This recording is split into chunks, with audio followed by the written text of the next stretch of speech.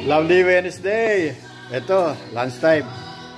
Tapos lang mag-exercise. Kaso, itong mga bata, nag-prepare ng pampaganang kumain.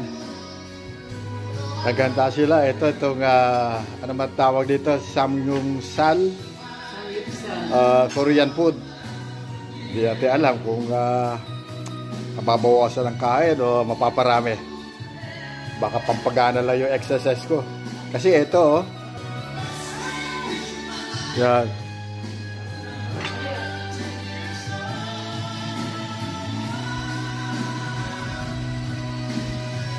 Bihadong mapaparami kain ito. Thank you mga anak, Kathleen, Jolet.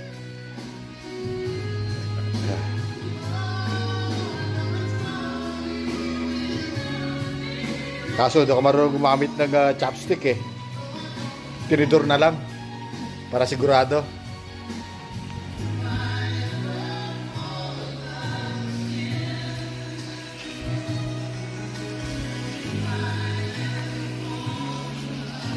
Ayos na ayos to.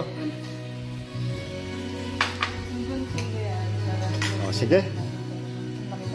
Focus muna sa pagkain. Baka yung malinis. Tignan mo kung malinis yan. Paubusan. Ang ganda pa ng music. Pampagana. Love song.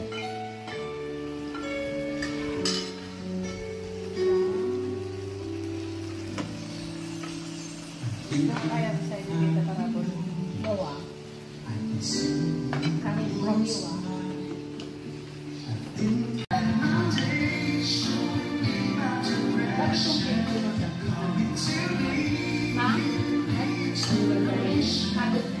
Sabi nila, kumain na rin muna ako. Kumain ako ng ilay ko sa lettuce. Ayan.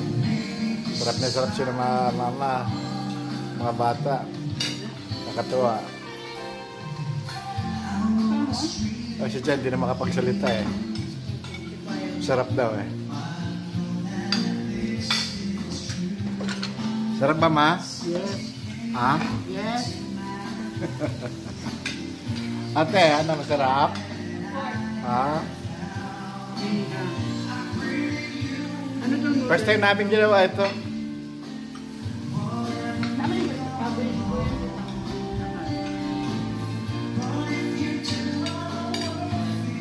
Kaya naman ulit.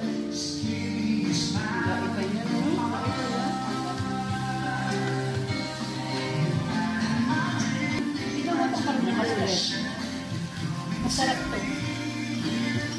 Masarap na kapatid.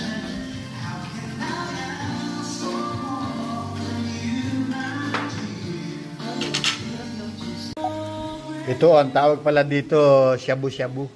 Ewan ko, bakit shabu-shabu ang tawag dito? Ano pala to? Mushroom meat, mushroom ball. So, tignan natin. Tikman natin muna yung sabaw kung anong lasa.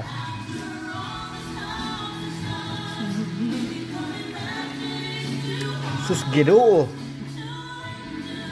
Sarap ah. First time lang ako nakatim nito. Shabu-shabu pala ang tawag dito. Iyan na natin muna. Medyo pakulaan natin ng konti para lumambot. Yan. Lagay mo na dito. Yan, yan. Tapos lalagay natin dito. Yan sa lettuce. Lagay mo na dito. Yan, yan. Sige. Kaya na muna para mabusog. Ito dahil sa hindi marunong mag-chopstick, kamayin ko na lang. Lettuce, nilagyan ko ng beef, cheese, at saka mayonnaise. Sabayan ng higop na sabaw ito. Yung shabu-shabu na tinatawag nila. Yan. Okay. Kaya na muna. Matiklop na to.